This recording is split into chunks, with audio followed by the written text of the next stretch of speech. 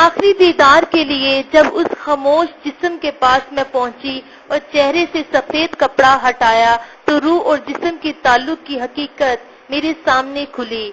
وہ بہت خوبصورت تھی، سب لوگ ہی اس کی خوبصورتی کی تعریفیں کرتے تھے۔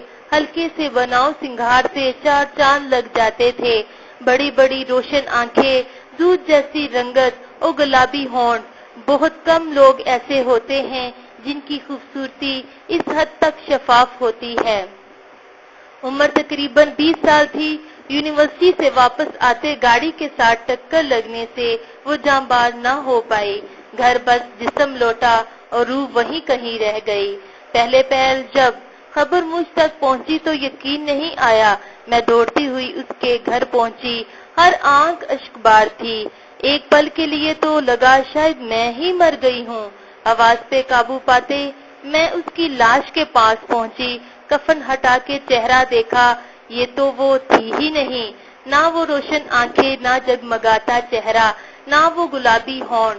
آنکھیں بے نور تھی، چہرہ سیاہی مائل اور ہونٹ کالے پڑ گئے تھے۔ میرے دل اور دماغ میں ایک عجیب کشمکش تھی کہ زندگی تو ختم ہوئی سو ہوئی، پر حسن تو جسم کی امانت تھا، وہ کہاں کھو گیا؟ ہاں، شاید موت ہی اتنی بھیانک چیز کا نام ہے جس کے سامنے حسن بھی ٹک نہیں پایا ہوگا۔ سارا الزام موت پہ ڈالے میں واپس مڑی۔ ایک دم سے میرے اندر کہیں سے آواز آئی، حسن کی وابستگی جسم سے نہیں روح سے ہے۔